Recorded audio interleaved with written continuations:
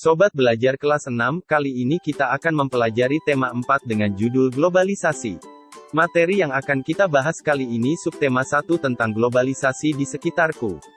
Berikut ini akan disampaikan rangkuman materi beberapa muatan pelajaran, yaitu PPKN, Bahasa Indonesia, IPA, IPS, dan SBDP. Semoga rangkuman materi dapat membantu dalam memahami materi yang akan disampaikan Bapak Ibu Guru. Keberagaman ekonomi adalah perbedaan tingkat ekonomi pada suatu masyarakat. Perbedaan tersebut menyebabkan keberagaman ekonomi di masyarakat. Berasal dari keluarga berada, tidak boleh membuat kita berlaku sombong. Kita harus tetap menghargai teman yang berasal dari keluarga kurang berada. Jika kita berasal dari keluarga kurang berada, kita tidak boleh merasa malu dan merasa rendah diri.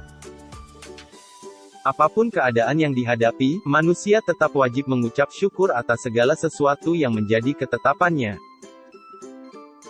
Kondisi ekonomi seseorang dipengaruhi sikap, pendidikan, dan keterampilan yang dimiliki serta usaha yang dilakukannya.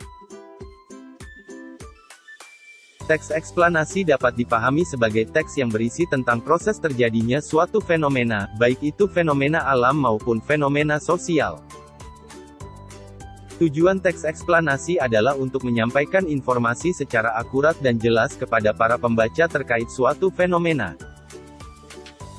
Teks eksplanasi terdiri dari 3 bagian, yaitu 1. Pernyataan umum, berisikan tentang suatu topik yang hendak dijelaskan. 2. Urutan sebab akibat, berisikan tentang detail penjelasan proses keberadaan atau proses terjadinya. Urutan proses ini disajikan secara urut atau bertahap dari awal hingga yang paling akhir. 3. Interpretasi atau kesimpulan, berisikan tentang kesimpulan dari suatu topik yang telah dibahas atau dijelaskan. PLTA merupakan singkatan dari pembangkit listrik tenaga air. Adapun tenaga yang dimaksud di sini adalah energi potensial. PLTA biasanya dibuat dengan membendung suatu aliran air yang besar. Misalkan, membendung waduk. Aliran air ini kemudian digunakan untuk memutar turbin. Turbin yang berputar akan turut memutar generator sehingga menghasilkan listrik. Secara singkat, prinsip kerja PLTA dapat dibagi menjadi 3 tahap, yaitu 1. Air memutar turbin. 2. Turbin memutar generator. 3. Putaran generator menghasilkan arus bolak-balik.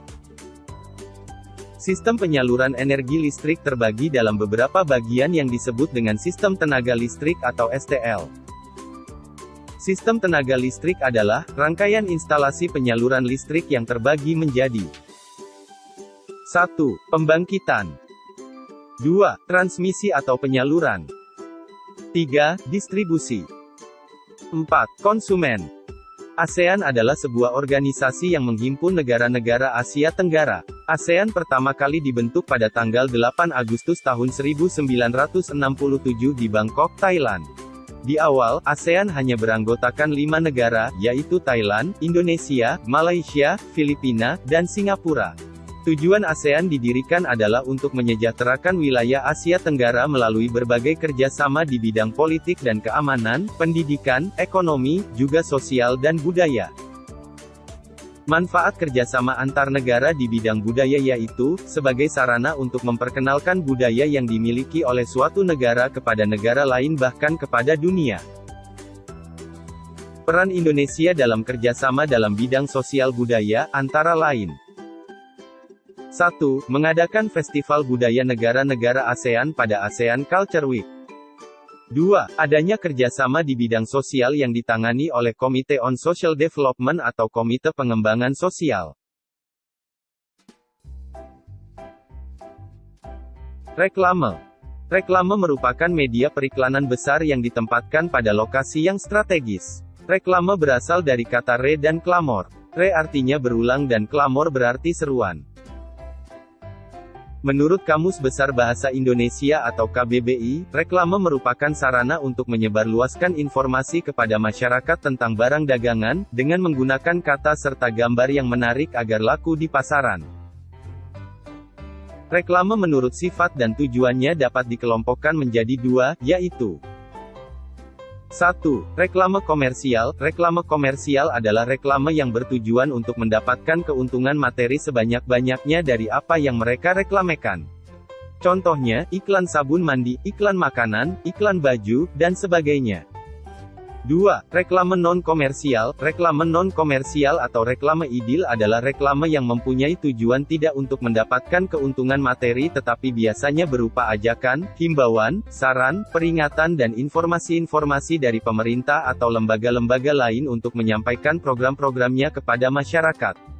Contohnya, reklame Aku Gemar Membaca, poster ajakan untuk 3M atau menguras, mencuci, dan menimbun, dan sebagainya.